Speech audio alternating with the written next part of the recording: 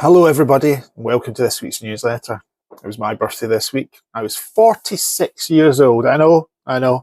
You're probably thinking 36 or 56. But yes, it was my birthday, and I had an amazing day. An amazing day. I went to get my wife's puncture fixed at the garage. So that was great. No, I always have a great time on my birthday. I'll get lots of lovely gifts. Got some wine, Malbec, my favourite. If anybody's thinking of dropping in a present, you don't have to, please. It's fine. But no, I had a lovely birthday. So thanks for asking. So I'm all about my fitting and helping golfers, and we have fantastic equipment to measure golf clubs, to measure the performance of golf clubs.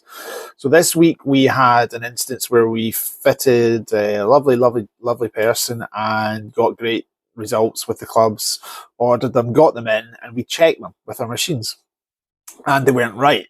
So what do? We contacted the manufacturer and said, we're not happy. Take them back and sort them. And that's exactly what we did. So you can get the world's best fitting, not just from me. There's lots of other fitters out there. And you get your clubs, and if you don't get them checked, you've got no idea. You can't just look at the golf club and say that's wrong. You have to measure it correctly in machines. So that spec made a great difference to this player, okay? But the spec that we got was not the spec that made the difference. So it's so important that when you're buying golf clubs, that when you get them, they're checked before you get them. Because the manufacturer will say they're checking them. Sometimes they do. And I don't think it's that there's malice on their part. Sometimes metals rebound and stuff like that. But you need to make sure that that spec is exactly what you've measured for. Or it's useless. Or there's no point in getting a fitting. So we always take the care to check them and to make sure they're right before we hand them over. So the customer will have to wait a little bit of time to get them back, but we would rather that was the case than just giving them golf clubs that we've not checked and have no idea what the build is. So you're spending over £1,000 on irons sometimes now. It's a lot of money.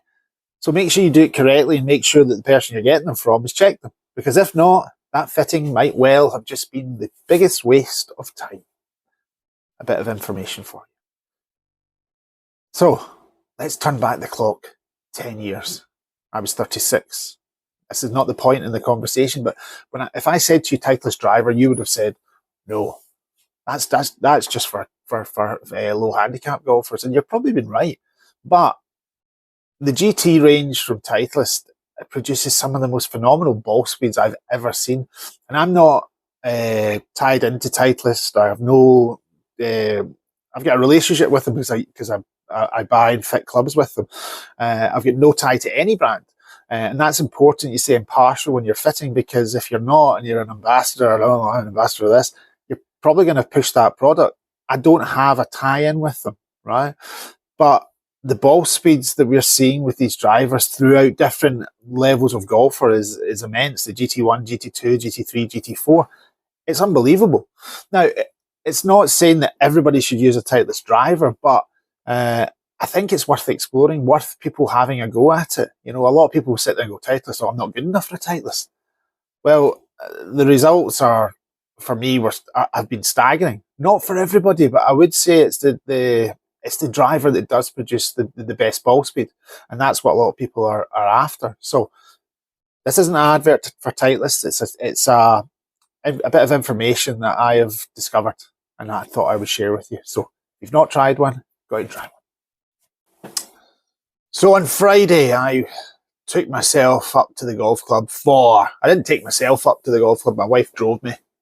I offered to drive, but she said, no, Graham, you have a night out. You deserve it. It's going to be your birthday soon and you deserve it. So it was a race night up at the golf club and it was mobbed and it was brilliant fun. Absolutely brilliant fun. It was exactly what a golf club needs. A fun night involving gambling. No, you don't need to gamble. It's just a wee bit of fun, a pound bet here and there. But it was great to see the clubhouse so busy. A big thank you to Laura and all our staff and the kitchen staff for just making it so great. You know, it was there was volunteers there from like Laura's partner and her friends and that were helping the event as well. So it was a great night. And if you've not been to a club night, it's not bad. It's not all about cigars and all sorts of hoity-toityness. It's not. It's about having fun, supporting the club. And when you support the club, that money goes all back into the club. So it's useful that when you have a night out, you're actually spending money and it's going to benefit your membership. It's going to be cheaper. So you can have a drink, have a flutter on a horse, have something to eat, and it'll all go back into the club. And it's not a bad night. It's brilliant. I actually, well, my wife tore me away from it because we had to get back for the children. We hadn't left the children in the house themselves. Please don't think that. We had a babysitter, a lovely mother-in-law, but we had to go. So, wonderful evening. So well done, everybody. And see, the next time there's an event on, have a go. Come in and talk to me about it and I'll tell you about it. Because honestly, it was a fantastic night. I don't get out much since I'm so old now. So if you're ever thinking about going to a club night out, try it. It's good fun, honestly. And I'm the coolest guy in the town. So always take my word for it. Until next week, I've been turning 46. I've been getting older, greyer, wiser, some would say. Salute.